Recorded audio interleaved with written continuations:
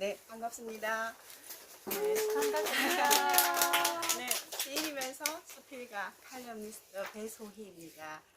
저는 마산대학에서 수필 강의를 하고 있고 창원에서 행복한 수필 교실을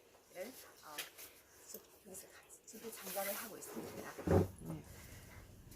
지난 해에는 여기서 제가 수필에 관한 문학과 인생 이야기를 하였고 오늘은 시에 관해서 문학과 인생에 관해서 이야기를 해보려고 합니다.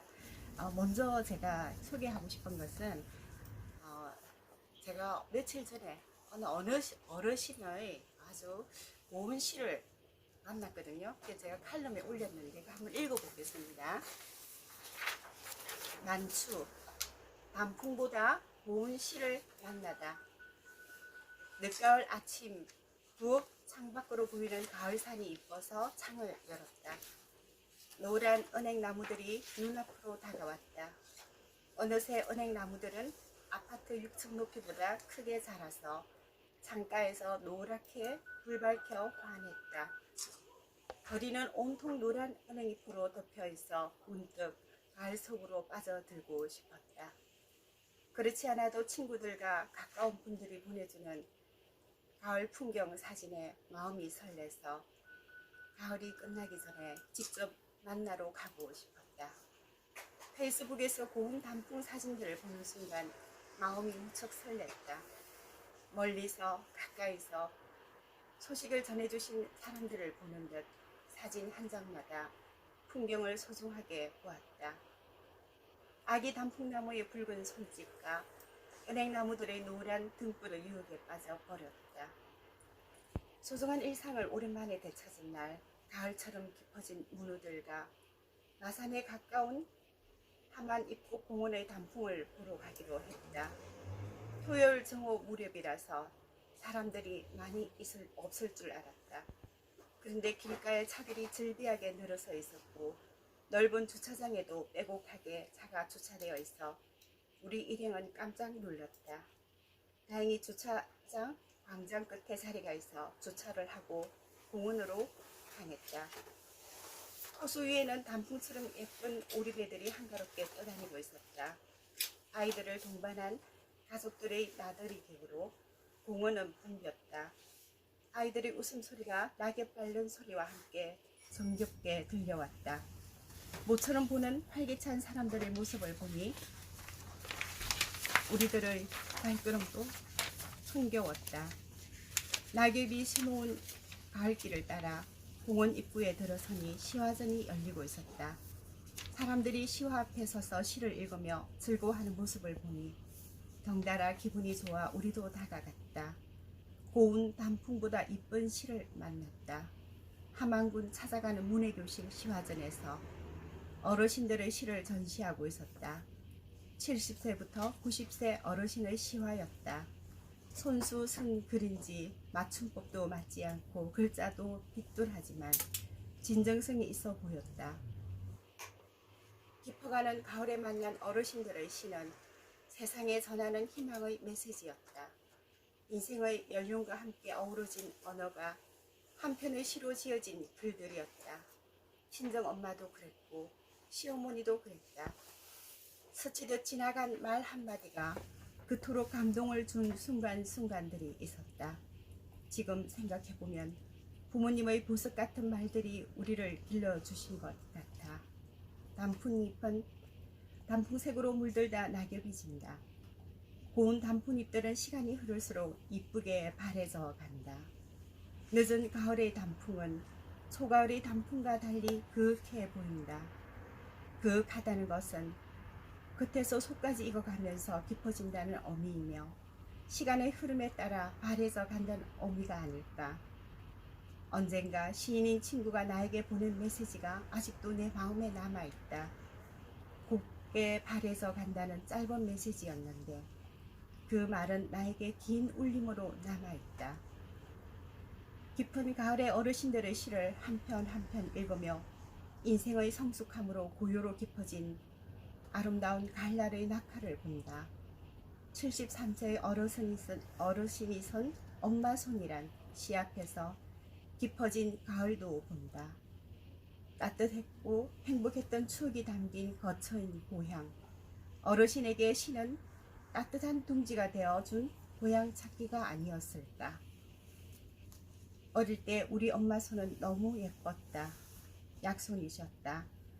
착하다고 머리 쓰담는 손, 배 아프다고 주물러 주던 손, 많이 김치 쭉 째주던 손, 누룽지 긁어주던 손, 어느 날 무심코 본 엄마 손, 손가락 마디가 뭉퉁하고 상처투성이가 되었네.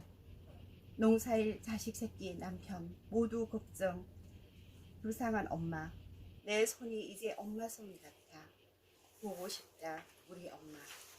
네. 이 시 말고도 여러 시가 있어서 사진을 찍어 왔는데 나중에 여러분한테 한번 읽어드릴게요.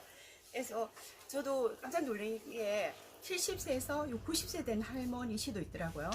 근데 이름을 딱 듣고 그 시화전을 열렸을 때 이분들이 얼마나 행복했을까. 그리고 이분은 시를 읽으면서 너무나 순수한 마음을 느꼈거든요. 저도 같이 간 문우들도 눈물을 훔쳤어요. 그래서 저도 마지막에 보고 싶다 우리 엄마를 딱 보면서 저도 엄마가 보고 싶은 거예요. 엄마가 돌아가셨는데 그래서 참 이 어르신이 쓴 이런 시들이 정말 그 순수한 시가 아닐까. 저도 시인이지만 너무나 순수한 그 연세가 드신 분이 이제 글자 하나하나 이제 배워서 이렇게 쓰신 글들이 이분이 직접 이제 쓰셨더라고요. 제가 사진을 다 찍어 왔는데 정말 삐뚤하고 글자 맞춤법도 틀리고 하는데 아마 문해학교에서 한글을 하나하나 배우면서 쓰신 것 같아요. 그래서 너무 감동적이어서 제가 이제 오늘 시 강의하기 전에 한번 소개를 해봤습니다. 그럼 이제 뒤편에 한번 볼게요. 문학은 우리에게 무엇을 줄 것인가?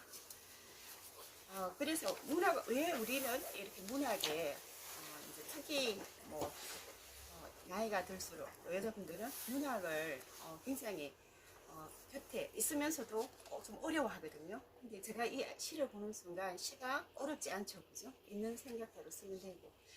그래서 시는 과연 뭔가를 제가 생각해봤던데 공자는 시를 한마디로 사무사라고 했습니다. 사무사라는 뜻은 사악함이 없는 진실한 생각. 그러니까 이제 아주 진실한, 제가 아까 그 시를 보면 정말 진실한 생각이 담겨 있는 거죠, 그죠? 공자님의 말씀이 맞는 것 같죠. 또 월에는 뭐라고 했냐면 문학의 본질과 속성을 진실과 아름다움. 그러니까 뭐 우리가 아주 어려운 그런 단어가 아니고 우리가 진실한 생각 두 개 다 진실이 들어있잖아, 그죠? 그래서 진실한 것은 사람을 감동을 시키는 것 같아요. 그래서 반인간화된 사회에 대한 구원. 지금 정말 우리 사회가 반인간화된 참 많죠. 좀 점점 냉정해지고 아이들도 그렇더라고요. 그래서 점점 각자 개인 생각을 가지고 있고 그래서 그런 사회에 대한 구원과 또 그 대안의 하나로서 우리는 문학을 생각하기에 이른다. 이제 그렇게 각박한 사회일수록 문학에 대한 갈망이 많아지는 것 같아요. 인간이 인간 그 자체를 또 그 자체를 사랑하는 천진한 마음을 지키려 한다. 그게 공자의 사무사의 세계요 진실과 아름다움의 세계다. 사람은 항상 좀 진실을 지키려고 하고 진실을 보고 싶어 하고 그런 것 같아요. 저도 문학을 하면서 많이 착해졌다나 좀 이렇게 살면서 이게 많이 오염되잖아 사실은요. 근데 문학을 하면서 자꾸 성찰을 하게 되고 내 생활을 반성을 하게 되면서 남들을 더 생각하게 되고 그래서 그나마 지금까지 조금 착해지지 않았나.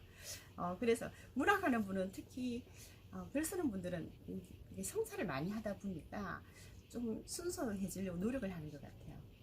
세상이 간과하기 쉬운 인간 그 자체의 존엄과 자유, 그리고 그것을 향한 끝없는 사랑과 연민, 이것이 문학이 지향하는 길이다. 이러한 문학의 길을 두고 문학은 1%의 꿈을 먹고 살아가는 사람들의 긴 여정이라고 한다. 그만큼 그 길이 고단하고 잠시 쉬었다가 돌아왔습니다. 그러면 문학은 우리에게 무엇을 줄 것인가를 해보겠습니다. 공자는 시를 한마디로 사무사라고 했습니다. 그러니까 사무사라는 것은 사악함이 없는 진실한 생각을 사무사라고 하죠. 월에는 문학의 본질과 속성을 진실과 아름다움이라고 말했습니다. 그래서 문학이란 것은 아마 공통적인 게 진실인 것 같아요. 그래서 사람마다 모두 진실을 추구하고자 하는 마음이 있는 것 같습니다. 그래서 우리 사회가 요즘에는 그 반인간화된 사회에 대한 어떤 구원, 그 대안의 하나로서 우리는 문학을 생각하는 것 같아요. 그래서 인간이 인간 그 자체를 또 사랑하는 천진한 마음을 지키려고 하는 마음이 우리가 있는 것 같아요. 그래서 문학을 추구하고, 그게 또 공자의 사무사의 세계고 진실과 아름다움의 세계인 것 같습니다. 이런 문학의 길을 두고 문학은 1%의 꿈을 먹고 살아가는 사람들의 긴 여정이라고 합니다. 그만큼 그 길이 고단하고 외롭다는 뜻이기도 합니다. 그런데 이렇게 긴 길을, 또 이 고단한 길을 왜 예술가나 또 사람들은 추구하려고 할까요? 그래서 알아보니까 예술과 문학은 인간에게 무엇일까? 아마 여러분도 생각해 보세요. 나한테 문학이란 무엇일까? 그래서 예술가와 작가들은 외롭고 고통스러운 그 영혼의 집을 짓기 위해서는 5가지 이유가 있다고 합니다. 여러분도 생각해 보시고, 내가 만약 이 문학을 한다면 나 뭐 때문에 했을까? 한번 생각해 보세요. 첫째는 인간을 구원하기 위해서, 둘째는 신이 준 소명을 감내하기 위해서, 셋째는 그냥 글을 접하게 되었다, 넷째는 죽지 않고 살기 위해서 또는 외로워서, 다섯째는 삶의 조각을 펼쳐내는 일이어서. 그래서 당신은 왜 글을 쓰는가 물어봤을 때 베르나르 베르베르는 더 멀리 꿈꾸도록 만드는 것이다 라고 했어요. 그럼 여러분은 한번 여쭤볼게요.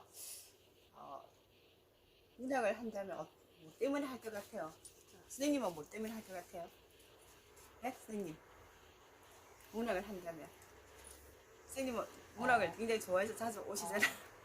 제 마음의 얘기를 제가 직접 쓰진 않더라도 네. 여러 작가님들의 시여 속에 그게 녹아 있더라고요. 네네. 그래 어느 날 그런 걸 읽다가 보니까 되게 좋아하게 돼갖고 제 마음속으로 어떤 작가가 참 괜찮구나 해가지고 그분 강의를 좀 들으러 하고 보기도 하고 좀 저 경우에는 그랬습니다. 이게 본인이 나도 이렇게 시를 쓰고 싶다, 글을 쓰고 싶다 생각은 안 하셨어요? 이제는 조금씩 하게 되네. 네. 네. 선생님은 혹시 글을 쓴다면 어떤 것 같아요? 여기서 5가지 이유 중에서 저는 5번인 것 같아요. 5번이요. 네. 네. 뭐, 삶의 조각을 네. 펼쳐내는. 삶이란 게 네. 살아가는 그 자체인데, 때로는 각자의 모양이 있잖아요. 조각을 낸다는 게, 저는 갑자기 수학적으로 도형이 생각이 났는데, 네네. 오각형도 또 원도 있고 삼각형도 있잖아요. 네네. 그래서 그걸 그 문학이라는 글이란 도구를 통해 가지고 그 각자의 삶을 나타낼 수 있는 거. 내가 이 세상에 존재했음을 나타낼 수 있는 도구가니까. 선생님은 글을 한번 써보셨어요? 옛날에 쓰고 요즘은 안 옛날에 써봤으면- 쓰는데 왜 안 쓰세요? 그러네. 그래서 이제 좀 삶에 좀 바쁘다가 네. 조금 한가해지시면 이렇게 지금 삶의 조각을 펼쳐낸다는 그 자체가 지금 약간 문학적인 네. 그런 것 얘기를 같아요. 하고 좀 펼쳐내고 싶죠. 그런 있는데 제가 한번 다음에 글을 쓰시길 바라고. 선생님은 어떻게 생각하세요? 문학. 문학에 대해서 관심이 그렇게 많은 사람은 아니었는데 네네. 오늘 이제 따라오게 됐거든요. 따라. 저는 이제 네. 예술가이긴 한데 네. 그래서 뭔가 이렇게 저 멀리 꿈꾸도록 만드는 어떤 그런 부분이 많이 맡았거든요. 네. 선생님 혹시 다른 거 뭐 하세요? 저는 이제 문학 말고. 예술, 아 예술이면 어떤 거? 음악들. 아 음악. 오. 음악도 예술에 다 들어가니까 네. 예술이고 그죠? 다 비슷하죠. 음악의 길도 힘들잖아요. 그죠? 예술의 길도 힘들고. 근데 예술가들이 왜 이렇게 힘든 걸 할까 이런 생각할 때 그죠? 정말 그 베르나르 베르베르처럼 더 멀리 꿈을 꾸고 싶어서 그죠? 좀 그게 궁극적인 목적이 아닐까 싶어요. 그죠? 저쪽에 선생님은 혹시나 문학을 좀 하셨어요? 저요? 네. 아무것도 안 하는 거. 아무나 저는 문학은 좀 거리가 먼 것 같고 네. 노래 좋아해서 아, 노래 노래. 부르는 걸 좋아해요. 그 노래도 그죠 뭐 다. 네. 그러니까 이 예술은 좀 하나로 통하는 것 같아요. 좀 감성이 있는 사람들. 그 뒤에 선생님은 혹시 남자 선생님? 아, 네. 예. 문학을 왜 한다고 생각하세요? 선생님은 좀 글을 많이 쓰셨잖아요. 1번에서 5번까지 예, 전부 다 내보가는 이야기가 아 그래요? 있는데. 아 모두 다 이게 들어간다 그죠? 네. 네, 저 선생님도 시도 쓰고 수필도 쓰시고 또 뭐 다른 기 공부를 하셔서 또 기 명상 이런 것도 하시거든요. 다 들어가는 것 같아요. 선생님은요? 저 뒤에 교장 선생님은 혹시나 뭐 문학 저는 아니라도 그거하고 한 번입니다. 그리고 다른 거 혹시 취미생활 뭐 다른 거 뭐 있으세요? 제가요. 예. 운동을 좋아하십니까? 아니면 정적인 거? 뭐 바쁘게 사는 걸 좋아합니다. 어머 능력자시네. 능력자시네요. 예, 그래서 아마 예술가들은 아마 뭐 이런 어떤 영혼의 칩을 짓는 이유가 요 한 5가지 들어가 있을 것 같아요. 우리 앞에 어르신의 시를 읽었는데 시의 본질, 시의 이제 정의를 한번 볼게요. 시는 작가의 사상과 정서를 상상력을 통해서 운율적인 언어로 압축하여 형상화한 문학이다. 이는 굉장히 시의 사전적 의미의 그 정의죠. 그래서 우리 작가가 가지고 있는 사상과 정서를 어떤 상상력을 통해서 운율적인 언어로 만들고 압축해서 이렇게 쓰는 건데 시란 대상을 보고 거기에서 느끼는 시인의 새로운 생각, 곧 새로운 의미나 가치 발견이 그게 주제가 됩니다. 그래서 어떤 대상을 봤는데 뭐 여러분이 올 때 은행나무도 봤을 거예요. 은행나무를 보고 뭔가 느낀 분도 있을 거고 그죠? 그랬을 때 그 느낀 생각, 근데 이제 새로운 생각, 그 시는 이렇게 해서 새로운 가치 발견 이게 주제가 되는데 제가 이제 아버님을 한 10년 모셨을 때 요 자주갱이밥이라는 꽃을 제가 키우면서 이 아버님에 대한 시를 썼어요. 지금 돌아가셨는데 한번 읽어볼게요. 자주갱이밥. 팔순 아버님 기저귀를 간다. 아가 미안하다. 갱이밥이 입접고 파르르 무너지신다. 자줏빛 나비들이 서서히 날개 펴고 수줍게 웃는다. 유난히 바람이 차다. 이제 제가 이 시는 근데 자주갱이밥을 처음 봤죠. 자주색인데 이렇게 나비처럼 이렇게 펼쳐져 있대요. 꽃이 필 때는. 어느 날 그걸 보니까 잎이 접힐 때도 있고 활짝 필 때도 있더라고요. 바로 뜨는 걸 보면서 나비 같기도 하고 그러면서 지금 생각하면 왜 내가 이걸 아버님을 생각했을까라고 하는데 그 당시에 오래전에 아버님이 굉장히 뭐 한 120kg 정도 됐거든요. 굉장히 뭐 무서우시고 강했는데 어느 날 누워서 병석에 누워 계신 아버님을 보니까 갱이밥하고 이렇게 비교를 한 이상하게 갑자기 그런 생각이 들었어요. 그래서 종이 호랑이 같다는 느낌도 들고 왠지 애잔한 느낌도 들고 그래서 이 갱이밥을 보면서 제가 주제라기보다 그냥 한 번만에 쓴 거거든요. 그래서 써놓고는 좀 약간 아버님이 굉장히 미안해한 제가 컴퓨터라서 저한테 굉장히 엄하셨거든요. 외출도 못하게 하고 지금 외출 잘하는데 외출을 하루에 1시간만 가라 해서 시장 갈 때만 딱 하고 좀 너무 이제 지금 생각하면 어려웠다 싶었는데 오히려 그게 제 문학의 자양분이 됐어요. 그렇게 어른들하고 생활하면서 지금은 참 고맙다 이런 생각이 들어요. 어른들하고 생활이 체험을 다시는 못하는 체험을 제가 다 했으니까 시도 쓰고 수필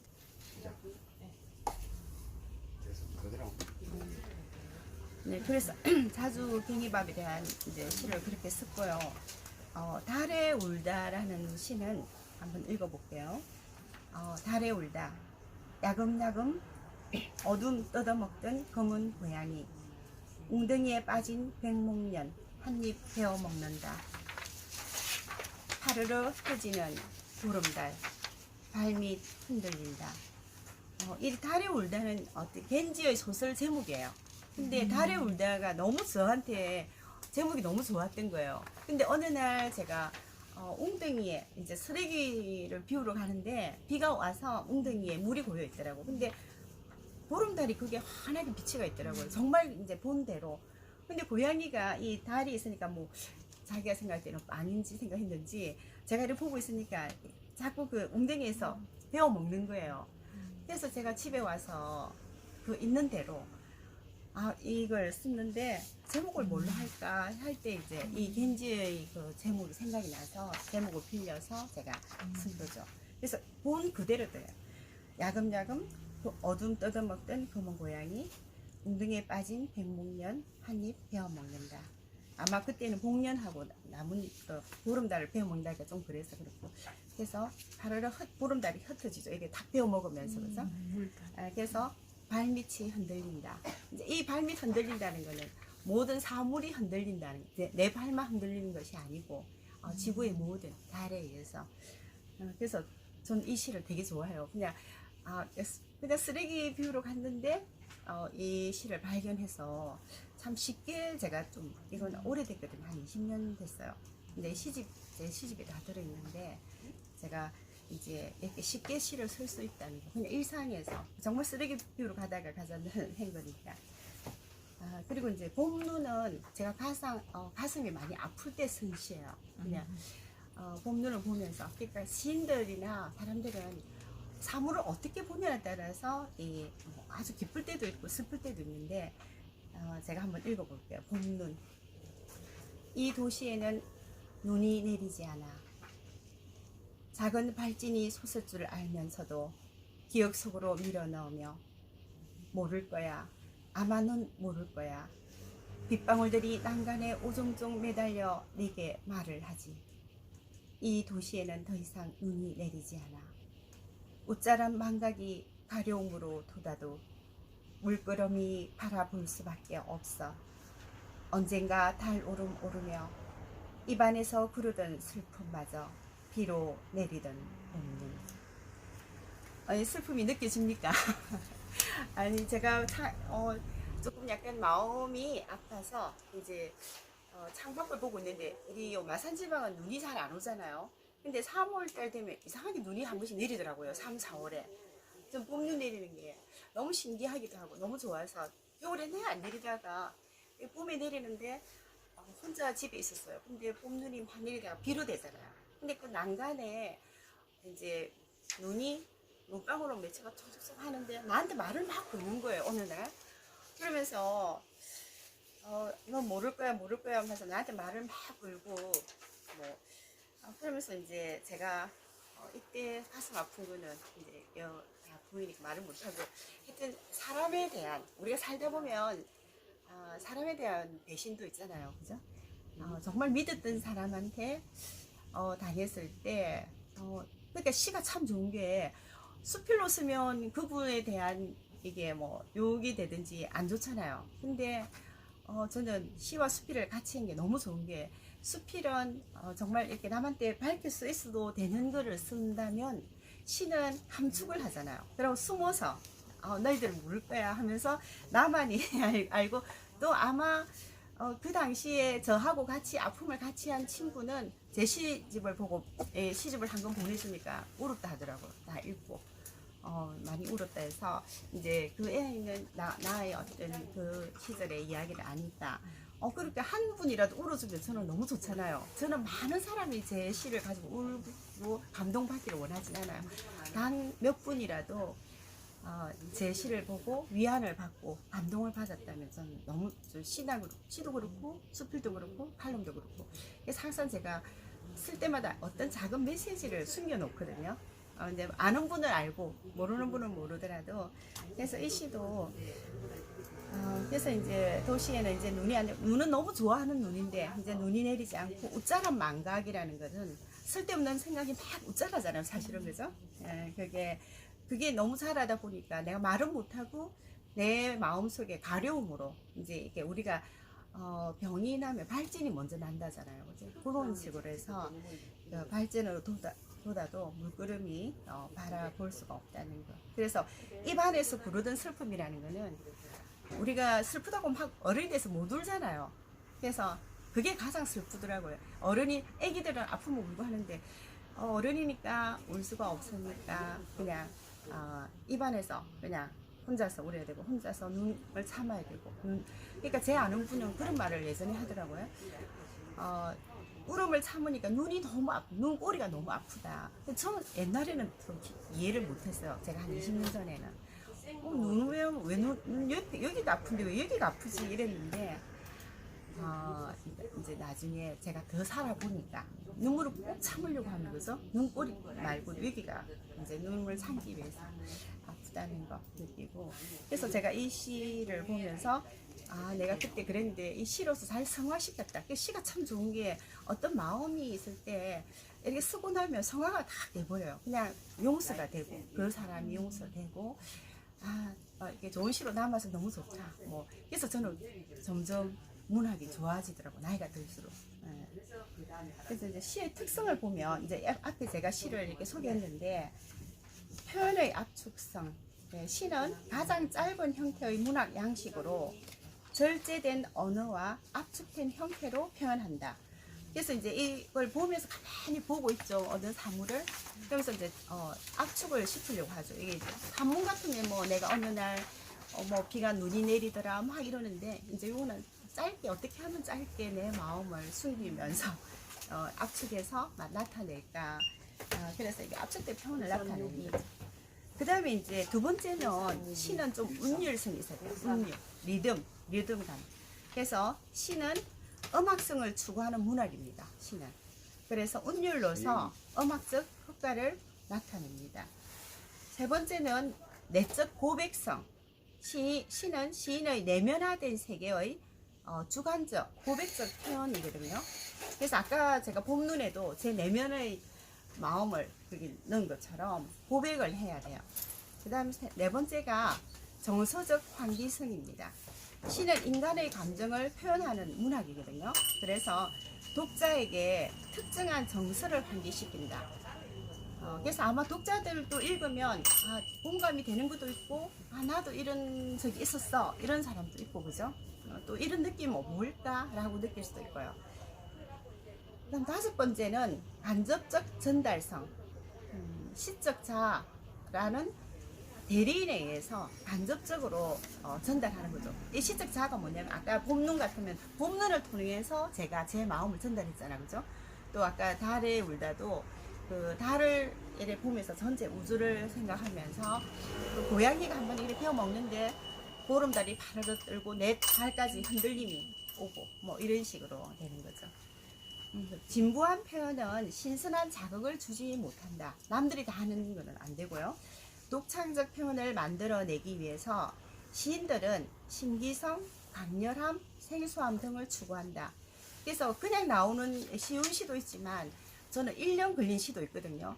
안 나와서 이 시는 너무 쓰고, 지금 또 제가 한 10년 이래 됐는데 시를 쓰고 싶은데 나올 듯 말 듯 하는 시가 있어요. 그런데 소재는 있는데 선뜻 안 나오는 시가 있고 정말 한번 보고 집에 와서 바로 쓰는 시가 있고 그렇거든요. 그래서 어떤 강렬함이 나한테 주어져야 되고, 100줄의 산문을 한 줄의 시로 압축하라 라는 발레리의 말이 있어요. 이런 말은 시는 정신의 응축 활동이다. 언어의 경제적 절약이 요구된다. 그래서 시는 압축미에서 좀 굉장히 재미가 있어요. 산문은 우리가 풀어서야 되잖아요, 그죠? 묘사를 많이 해야 되는데 시는 압축해서. 제가 주로 쓰는 방법은 어떤 산문을 봤다 이러면 시도 한번 써보고 산문도 한번 써보는데 시로 성공할 때는 그냥 시로 남기고 이게 도저히 시로는 안 되고 할 말이 많을 때 있잖아요. 이거는 시로서는 도저히 표현이 안 돼요. 그래서 그 청각적 이미지는 아까 메세 소리처럼 삐삐 배쫑 이러면 여러분이 메세는 이렇게 우나 보다 하고 듣지 않아도 들리던 듯이 하는 게 청각적 이미지거든요. 그 다음 미각적 이미지는 맛이나 맛을 보는 행위를 통해서 나타나는 이미지인데요. 여기서 나비에 대해서 찢긴 나래에 맥이 풀려 그리운 꽃밭을 찾아갈 수 없는 슬픔에 물고 있는 맨드라미조차 소태 맛이다. 그러니까 소태는 소금 맛이죠, 그죠? 그래서 우리가 이 시인이 봤을 때 이 맨드라미를 그 소금 맛으로 했구나. 그렇게 해서 이제 이 미각적 이미지를 이렇게 나타내고요. 후각적 이미지는 냄새, 향기로서 나타내는데 백석의 시에서 여운왕골이 있는데 방 안에서는 새옷의 내음새가 나고 콩가루 찰떡의 내음새도 나고. 그래서 이제 우리가 아주 예전에 요 백석 시대는 그 일제 강점기 시대인데 제가 볼 때 백석은 잘 살았나 싶어요. 그때 다 일제 우리가 뭐 강점기 때 힘들었을 때 자기는 새 옷도 입어봤으니까 새 옷 냄새도 나고 인절미 송국떡 뭐 콩가루 그죠 찰떡. 그래서 얼마나 맛있는 냄새가 막 솔솔 올라가는. 그래서 이런 식으로 우리가 후각 또 미각 이제 시각 이렇게 시마다 이렇게 이미지를 다 받을 수가 있거든요. 그다음 어미적 요소는 뭐냐 하면 그 시에서 우리가 어떤 정서를 느끼고 또 사상 이게 주제를 느끼는 거. 그래서 정서와 사상은 서로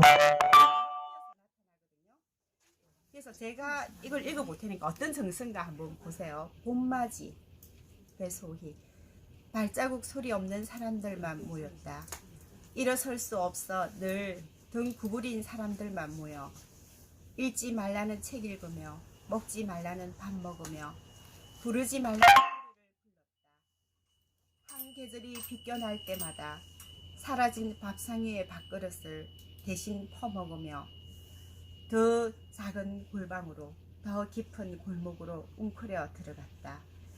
군용 담요 아래 발가락들이 작은 유리창 밖에서 채 피지 못하고 떨어진 자목련 봉우리로 오물되었고 소리 없이 하나씩 지워졌던 발자국이 또박또박 가슴에 화인처럼 찍혀있던 봄이 오면 당신과 나 단둘이 봄맞으러 가야지. 험쉿 봄에게 두들겨 맞으러. 이게 이제 봄맞이라는 시인데요. 혹시 느낌이 옵니까? 봄맞이가 약간 어떤 느낌이 옵니까? 제가 20대 초반에 겪었던 일을 적었거든요. 선생님은 혹시 어느 느낌이 옵니까? 이 시를. 약간 의식 있는 그런 느낌이 좀 있는데. 예, 사실 제가 운동권을 네. 했었거든요. 대학교 1학년 때 운동권을 하면서 제가 그 예전에 그 화려한 휴가라는 영화 보셨어요? 안 봤습니까? 그 강주 사태 막 이제 골목으로 막 피해 다니고 그 있었거든요. 그러니까 딱 그것처럼 제가 이제 요 공부할 때는 제 대학교 때는 군부 그게 사복 경찰들이 쫙 깔려 있었어요. 대학 안에도 깔렸고 앞에도 깔렸고 저는 겁 없이 저는 그때 마산에서 대학을 다녔는데 이제 제가 절에 학생이 있었거든요. 근데 학생이 있었을 때 같이 공부하던 애들이 다 공부를 잘했어요. 경희대, 서울대, 박학인데 저도 공부는 잘했어요. 근데 엄마가 고3 때 암에 걸리더라고요.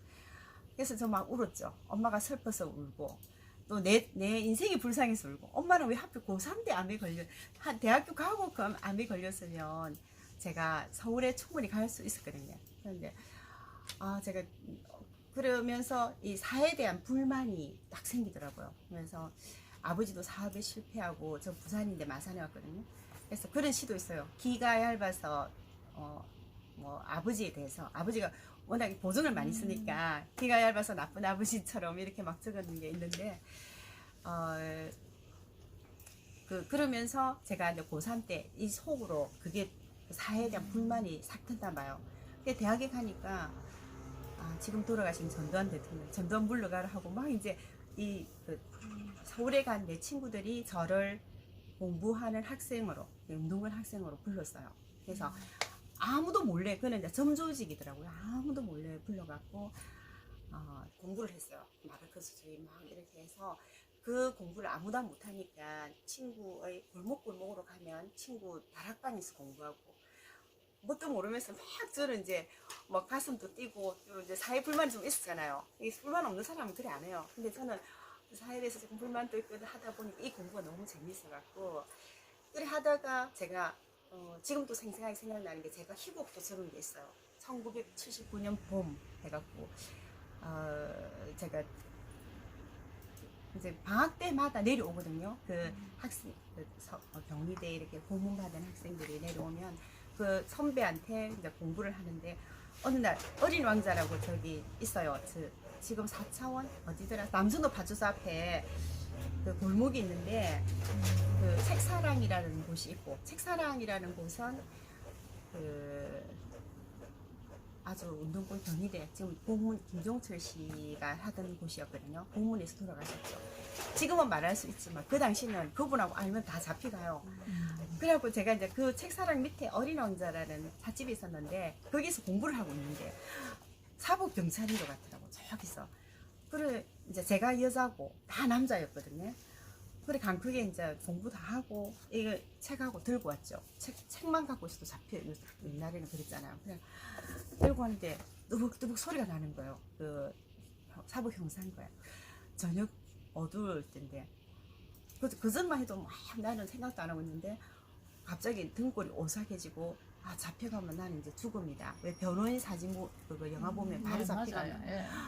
그때 바로 엄마가 그 전에는 엄마 생각 안 났어요. 나라를만 생각하고 엄마가 그럼 암인데 내가 없으면 엄마는 돌아가실 것 같은 느낌이 딱 들면서 이 자리를 어떻게든 모면해야 되겠다 싶어서 제가 그때는 골목을 워낙 잘 아니까 그 어느 집이 대문이 열리가 있는 거 알거든요. 막 가서 대문 열린 집에 가서 딱 숨어가 있었죠. 한참 있으니까 그 사람들이 찾다가 이제 가버리고 제가 한 30분 동안 앉아 있다가 이제 택시를 타고 집에 와서는 그 제 집에 뭐 삐라를 하죠 옛날에 그거 막 있고 책도 막 이리 사는데 이제 그거 있으면 다 잡혀가는 건데 그때는 몰랐어요. 그래갖고 다 이제 제가 엄마가 아빠가 누워 있는데 제가 이 생각을 했죠. 맞다, 내 혼자 나라를 어떻게 구하겠노. 이제 내가 잡혀가면 나는 다 불 것 같더라고요. 그 고문을 막 한댔잖아요. 이제 합리화를 시킨 거죠. 내가 이 운동을 안 해야 그 사람을 지킬 수 있다. 그래갖고 이제 책을 다 그 깡통에, 네모짜리 깡통에 다 태우고 이제 엄마를 생각했죠. 나는 엄마를 지켜야 돼. 나라 지키는 거 내 혼자 너무 힘들어. 이제 그러면서 봄마다 그때가 봄이었으니까 봄마다 저는 이상하게 비굴한 느낌이 드는 거예요. 이제 배신을 했잖아요. 제가. 그러니까 내 자신이 그래서 내가 왜냐면 봄이 오면 봄 맞으러 간다는 게 봄한테 두들겨 맞는다는 게 그 말이에요. 내가 이제 요때 생각할 때는 이때는 공부할 때죠. 그러니까 내 친구가 누가 잡혀갔다 막 그때는 그런 게 많았거든요. 누가 감옥에 갔다 막 이러면 한 계절이 비껴가도 모르게 잡혔어요. 네. 그러니까 요게 3년에 보면 한 계절이 비껴날 때마다 사라진 밥상 위에 밥그릇을 대신 퍼먹으며 한 사람이 사라진 거예요. 그러면서 얘는 갔구나 막 이제 이런 식으로 그래 하면서 우리는 더 피했다는 거죠. 더 작은 골목으로 가고 더 작은 깊은 골목으로 웅켜려 들어간 거죠. 그러면서 이제 우리가 군용 담요를 일부러 진짜 그때 군용 담요를 했는데 요걸 넣어야 운동권의 느낌이 들잖아. 그죠? 그냥 담요하면 그냥 담요 쓰게 했는데 군용 담요 아래서 우리가 채 피지도 못하고 떨어진 자목련 봉우리로 오물되었다. 이제 우리 봉우리로서 내 친구들이 많이 떨어졌으니까 이제 그렇게 하면서 가슴에 하인처럼 찍혔던. 그래서 봄마다 제가 항상 한 30대, 40대까지는 왠지 배신했다는 느낌이 엄청 많이 들었거든요. 그러다가 이제 다시 이제 문민 정부가 들어서면서는 제가 조금 이제 나아지면서 내가 이걸 어떻게 사회에다 갚을까 항상 그랬어요. 그래서 제가 학원을 하면서 아이들을 1년에 몇 명,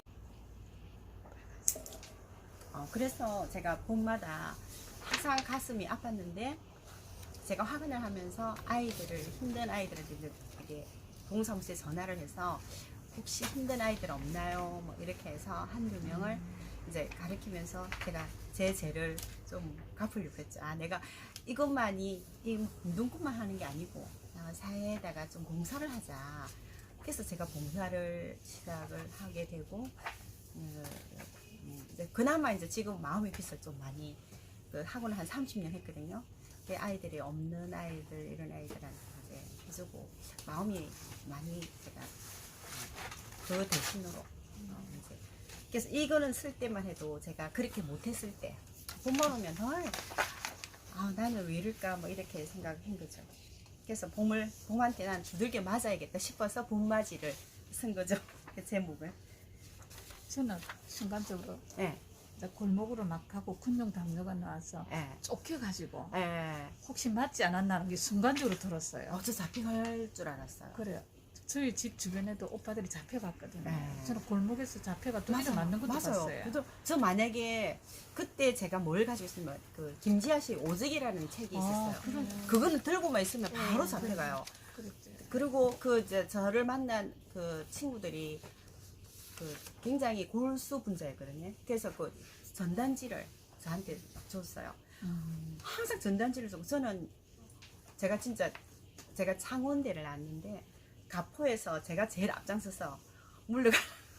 그러니까 그 이야기를 하면 저는 놀래요. 전혀 안 그래 보이는데 제가 거기서 시내까지 와서 그렇게 했다는 거에 대해서 저는 지금은 좀 자랑스러워요. 그냥 근데 제가 그게 남아 있는 것 같아요. 불의를 못 보고 있거든요.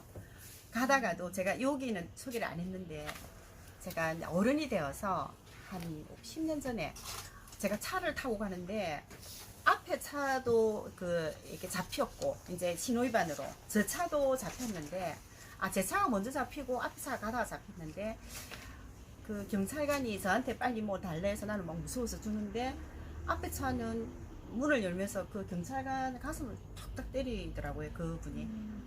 저 차는 무슨 간용 차인가 보다. 이제 내 느낌에. 그러면서 내가 그 경찰관 보고 저 차 놓치면 안 돼요. 저만 잡으면 안 돼요. 내가 이랬는데 아니야 다를까 내보다 늦게 잡힌데 빨리 가버리더라고요. 일목 없이. 나보고는 다 쓰라고. 그래갖고 내가 딱 차 번호를 적었어요. 차 번호 적고 이걸 신문사에 고발을 할까 이러다가 우리 신랑이 맨날 너 제발 좀 조용히 살자고. 아니 한 번씩 불의를 그거 맞죠 사실은. 네. 그게 제가 운동을 했던 그건가 봐요. 그래갖고 제가 미꾸라지 해갖고 글 적은 게 있어요. 그 번호를 딱 적어서 미꾸라지 해갖고 제가 발표는 안 했죠. 그거 잘못하면 큰일 나니까. 이제 그런 식으로 제가 하고 또 한 번은 그 어느 큰 차에서 사람 내려오더만 이 사람이 차가 잘못했는데 그 주차 위반을 했는데 그 주차 위반 아이가 너무 때때 마른 아이인데 걔한테 막 주차 위반 떼라고 때리더라고요. 그래서 내가 얼른 112에 신고를 했죠. 그 자리에서.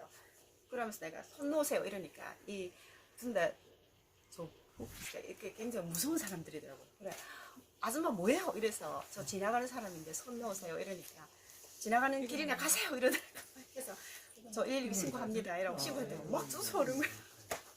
그래서 제가 딱 보니까 백화점 안으로 쏙 들어갔죠. 설마 나를 백화점 안인데 그렇게 때리겠나 죽기 하겠냐 이 생각으로. 근데 잘못하면 그죠 그런 사람한테 엄청 큰나잖아요. 그러니까 한 번씩 이제 그런 게 푹푹 올라와서 이제는 나이 들어서 좀 안 하려고 해요. 좀 젊을 때는 그 불의를 못 보고 있겠더라고요. 그래서 항상 가족들이 걱정을 많이 해요. 제발 좀 모른 척하고 살자. 근데 제가 이제 왜 그럴까 생각했는데 아이들은 모르거든요. 엄마가 그 운동권 했다는 거. 근데 제가 이제 왜 그럴까 했을 때 20대 때 그때 그게 아직 남아있나 보다. 그래서 저보고 사람들이 부드러운 카리스마라고 제 별명을 많이 지어줬어요. 아직 안 그런 것 같는데 그렇다고. 그래서 이제 하고 지금은 이제 많이 나 저쪽 그거는 이제 아주 힘들 때 적은 거고, 이어서 뒤에 페이지 9페이지 보면 시의 언어에서 계속 시의 함축성이 있죠. 시의 언어는 일상적인 언어가 나타내는 지시적 의미와 달리 하나의 의미로 한정되지 아니하고 문맥을 통하여 여러 가지 의미를 암시하거나 내포하는데 이러한 특성을 함축성이라 한다. 그래서 제가 이제 이게 어려워서 제시를 소개를 해놨는데, 장뚱어 띠는 와온. 요거는 장뚱어 탕을 먹으면 몸속으로 와온이 들어왔다. 물 빠진 속살 위 이리저리 뛰어다닌다. 돌틈에서 칠면조 질긴 잎 사이로 깨걸음치는 장뚱어들. 깊은 늑골 아래 빗장 걸어둔 젊은 날 기억이 거물코에 걸려 수면 위에 어rum되고 그 위로 와온 마을이 길게 녹는다. 이것도 약간은 들어있죠. 젊은 날 기억이 들어있는데, 제가 순천을 처음 가서 장뚱어를 처음 봤어요. 장뚱어가 참 못생긴 물고기래요. 근데 옆으로 막 애처럼 기어가더라고요. 그러면서 이 순천 옆에 장뚱어 탕 먹을 때 와온이라는 마을이 너무 이쁜 거예요. 그러니까 이제 시인들은 그런 게 있어요. 이렇게 가다가 지명이 예쁘면 그 하나가 마음에 확 와닿거든요. 그 와온이라는 마을이 너무 이뻐서 한참, 그게 안 그래도 장뚱어도 처음 보고 순천에 가서 그 풍경도 처음 보고 너무너무 좋았거든요. 그러다가 이제 집에 와서 한 2편의 시를 썼어요. 이 와온 말고도 또 이제 갈대밭 숲에서 했던 것도 있는데, 이 시가 와온이라는 시가 너무 마음에 들어서 그리고 장뚱어하고 칠면초라고 아주 빨간색 그게 자라는 게 너무 이쁘더라고요. 그 갯가에서 자라는 빨간색 풀인데, 그래서 칠면초 질긴 잎 사이로 깨걸음치는 장뚱어들. 그러면서 그 이제 막 걔가 옆으로 막 그러니까 문득 내 젊은 날에 빗장 그릇도 내 까먹고 있던 그게 이제 기억이 난 거죠. 그래서 그 위로, 그 기억 위로 이제 와온 말이 길게 눕는다. 이렇게 해서 함축을 한 거죠. 그러니까 젊은 날도 함축을 해버렸고, 그 와온에 갔던 거. 그러니까 장뚱어 탕을 먹으면 몸속으로 와온이 들어왔다. 이것도 처음에 장뚱어 탕 맛있었다 소리를 이제 이런 식으로 이렇게 한 거죠. 그 다음에 이제 보면 시적 진술이 있는데요. 그 뒤에 보면 시적 진술이란 일반적 상식이나 과학적 사실에 어긋나지만 시의 세계에서는 진실성을 내포하는 표현으로 사이비 진술 또는 가진술이라고도 한다. 시적 진술은 현실 논리를 초월한 감동을 주며 보다 생생한 진실을 드러낸다 해서, 이건 아주 쉬워요. 깃발이 벌럭인다는 것은 그냥 우리가 보는 그대로 과학적 진술이라면 깃발이 뜨거운 몸짓을 하며 절규한다. 이게 이제 시적으로 아는 거죠. 그래서 깃발이 펄럭이는 우리 그냥 볼 수 있는 거잖아, 그죠? 바람에 뭐 내 펄럭이나 보다 하는데, 시적으로는 이제 가만히 생각해 보면서 저 깃발이 뭐처럼 할까 이렇게 이제 생각을 한 번 더 해보면 이게 시적 진술이 뜨거운 몸짓을 하며 절규한다고 보이는, 이게 이제 시적 진술이고요. 그 다음에 모든 산맥들이 바다를 향해 뻗칠 때도 차마 이곳까지 다다르지 못했을 것이다. 이렇게 하면 산맥이 이렇게 못 다다를 것 한 거는 과학적 진술이라면, 모든 산맥들이 바다를 연무해 휘날릴 때도 차마 이곳을 범하진 못하였을 것이다. 이렇게 이제 산맥이 연모한다는 자체도 그죠? 시적 진술이고, 이곳을 범하지 못했다는 것도 시적 진술이 되는 거죠. 그리고 피아노에 앉은 여자의 두 손에서는 끊임없이 10마리씩 20마리씩 신선한 물고기가 튀는 빛의 꼬리를 물고 쏟아진다. 이게 피아노 치는 것을 여기서는 물고기가 이렇게 튀는 것처럼 이렇게 한 거. 이제 이게 시적 진술이라고 이야기를 합니다. 그다음 시적 허용이 있어요. 시에서 시를 쓸 때 허용되는 게 일상 언어의 규범에 어긋난 방식. 예를 들면 문법 파괴라든지 신조어를 구사한다든지 고어나 사투리 사용 등으로 진술하며 다양한 정서와 미묘한 사상을 표현하는 것을 시적 허용 또는 시적 자유라고 한다. 그래서 우리가 이게 산문에서는 이게 허용이 안 됩니다. 산문에서는 너 맞춤법 틀렸어 되는데, 시에서는 허용이 된다는 거죠. 그립고 아쉬움에 가슴 조이던 먼 원래는 먼만 써야 되거든요. 근데 먼도 시적 허용이 되는 거고, 그 밑에 보면 어머니 당신은 그 먼 나라를 아르십니까? 그냥 아십니까 해야 돼.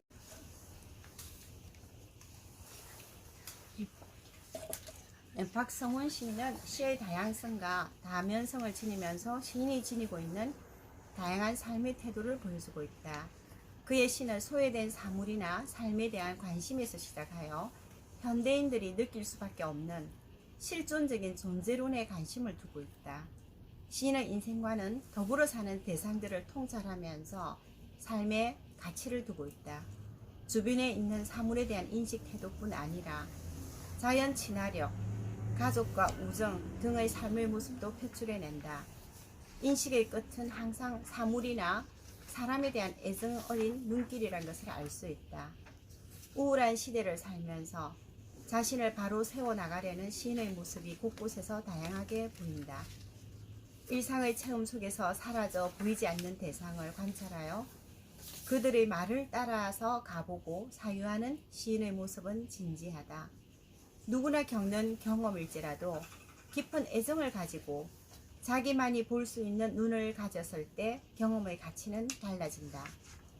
문학은 인간 정신이 가장 예리하게 표현되는 예술의 한 분야이며 우리의 의식과 무의식 속에 숨어 있던 것을 진실로 말할 수 있도록 언어를 제공한다.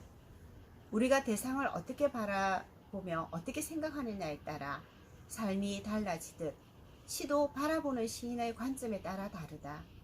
체험의 단순한 열거나 기록이 아닌 작가의 감성과 사물의 내면에 잠재하는 통찰력을 가지고 작가의 체험을 표현하는 미적 장치를 지니고 있으며 이를 문학적으로 형상시키고 있다. 그의 시집을 살펴보면 시인이 본 대상과 시를 대하는 인식은 폭넓게 포진되어 있다. 소외 계층의 울분과 비애를 형상화하면서도 자신의 삶을 응시하는 시선을 보면 외향화보다 내면화를 지향하고 있음을 알 수 있다. 일상에서 가깝게 접하는 사물에 대한 성찰과 자연, 주변인의 삶에 대한 인식, 시인의 삶에 응전하는 방법 등이 전체적으로 시인의 시의식에 깔려 있다. 그러면서 궁극적으로 자기 극복, 인간 회복의 꿈을 노래하고 있다. 숨겨진 존재의 모습에서 보이지 않는 것을 예리한 직관력으로 보고 들리지 않는 사물의 미세한 소리를 들으며 은폐된 사물의 존재를 말하고 있는 것이다. 하나하나의 대상마다 사물이 아닌 사물의 존재를 드러내는 것이라고 말하는 하이데거를 생각하며 그의 시를 살펴보기로 한다. 이 시를 보면 여러분이 어떤 생각이 드는가 한번 보세요. 빈집 천장 틈새 쓰러진 달빛 스미면 가난에 뚫린 지붕 얼기설기 엮인 채 흔들린 욕망은 석가라에 묶여버리고 찬바람 실핏줄 터진 눈만 빼꼼히 허기진 구석을 샅샅이 핥고 있었다. 햇살이 닿지 않는 후미진 등짝마다 구겨진 삶의 흔적들만 고스란히 남아 뭉개진 생을 아스라이 지워버리면 아침 이슬처럼 녹아든 아픈 시간만이 꺼내내지 못한 먹이 사슬의 덫에 걸리고 말았다. 삶의 무게에 늘어진 집채만한 사연과 대답도 눈물도 상주도 없는 통곡만이 나른해진 하루가 땅속에 묻힐 뿐 저녁이 되면 사라질 금은 그림자 하나 아무도 찾지 않는 폐가에 버려져 있었다. 외줄 타듯 아슬아슬한 세상살이 목구멍에 거미줄 칠까 두려운 목숨도 번지 없는 거미집에 팔문이 일면 아린 기억 줄줄이 허공에 매달린 채 아직 채우지 못한 삶을 흔들어 대고 있었다. 거미집에 걸린 기억 이건데요. 이 시를 저는 이 시인을 전혀 몰랐어요. 그래서 요 뒤에 또 읽어볼게요. 이 시에 대해서 제가 얘기를 하고 있는데요. 시인은 폐가에서 대상에 대한 심미적 관조를 하고 있다. 관찰한 사물의 고유한 즉물성을 드러내며 사물의 속성을 표현해내는 상상력으로 시인의 내면적 속성도 개입하고 있다. 또한 인용한 식구에서 비관적 현실인식이 선명하게 드러난다. 가난에 뚫린 지붕, 얼기설기 엮인 채 구겨진 삶의 흔적들, 뭉개진 생을 아스라이 지워버리면 대답도 눈물도 산주도 없는 통곡과 같은 관용어 속에 삶에 대한 절망과 한스러운 고통인 비관적인 현실 인식이 관류하고 있다. 특히 찬바람 실비죽 터진 눈만 빼고니 허기진 구석을 사사히 핥고 있었다는 표현에서 시인은 사물을 통해 얼마나 처절하게 소외와 결핍의 양식으로 바라본 것인가를 알 수 있다. 삶이란 큰 주제를 아무도 찾지 않는 폐가에서 본 풍경을 보고 평이한 비유로 노래함으로써 감동과 위안을 준다. 외줄 타는 듯한 세상살이에서 거미줄이 삶을 흔들어대는 것을 시인은 본 것이다. 폐가는 시의 중요한 배경이자 변두리 의식이며 소의 의식이자 외로움의 표상이다. 폐가에서 거미줄을 보며 아슬아슬한 세상살이와 흔들리는 삶의 본성까지 깨닫게 되는 것에 이 시의 참뜻이 느껴진다. 시인이 겪는 현실 세계에서 자신만의 상상과 유추를 거치면서 사물과 대화하는 시인의 인식 태도와 삶의 모습을 파악할 수 있으며 소소한 사물들의 움직임조차 감지하는 시인의 진정성 있는 사유가 돋보인다. 폐가의 고요함 속에 사물들의 소리를 듣는 시인의 적요까지 엿보인다. 이렇게 해서 제가 이 시집을 밟고 시들을 봤는데 이분이 너무 궁금한 거예요. 이분은 법무사라 해서 우리가 볼 때 법무사는 이렇게 힘들게 안 사는데 싶어서 이게 가짜신가? 이제 저는 그분을 모르니까. 부산문에서. 네? 북면에서. 아 그래요? 아시는 분이에요? 네. 그래갖고 제가 만나고 싶었지만 안 만났어요. 왜냐하면 시만 가지고 얘기를 하고 싶었어요. 제가 본 시가 맞나. 그래서 몇 분을 이 시를 한 두세 달을 살펴봤어요. 근데 그분이 깜짝 놀라더라고요. 이제 나중에 다 책이 나오고 나서 저를 만나러 왔대요. 그러면서 저를 잘 아세요? 하더라고요. 저 전혀 모릅니다. 그냥 시만 봤어요. 근데 의구심은 생겼어요. 보통은 사실 건데 너무 힘든 이 시 말고도 힘든 시들이 많더라고요. 생활이 힘든 시가. 그래서 뭔가 사연이 있겠지 했는데 너무나 자신의 글을 잘 봤다고. 그래서 너무 제가 이걸 해주고 기뻤어요. 정말 그대로. 근데 굉장히 관찰을 많이 했죠. 굉장히 많이 읽고 또 생각하고 이제 이런 걸 쓰려고 하면 그 시인이 이 폐가에서 어떻게 생각했을까를 제가 같이 시인이 돼야 돼요. 같이 안에 들어가서 같이 이 사람 이런 심정이었을 거야. 막 이제 이런 식으로 하다 보면 이래 되고 시 낭송도 마찬가지거든요. 제가 시 낭송을 할 때도 한 번씩 이제 어디서 해달라 이러면 그 시를 한 달 동안 계속 봐요. 보면서 그 시 안에서 이 사람이 어떤 심정일까. 그래 한 번은 제가 그 6월 6일 날 어디더라 저기 현충일에 시를 저한테 주더라고요. 근데 보면서 내가 그분의 내가 군인이 아닌데 군인처럼 생각을 하고 보니까 너무너무 마음이 아프더라고. 그래서 정말 사람들이 막 울고 저도 울고 그러니까 참 시라는 게 이 사람을 그러니까 진실한 거는 다 사람의 마음을 울리는 것 같아요. 그래서 이분 시를 쓰고도 제가 평서를 쓰고 참 기분이 좋았어요. 오늘 긴 시간 들어주셔서 감사합니다. 수고하셨습니다.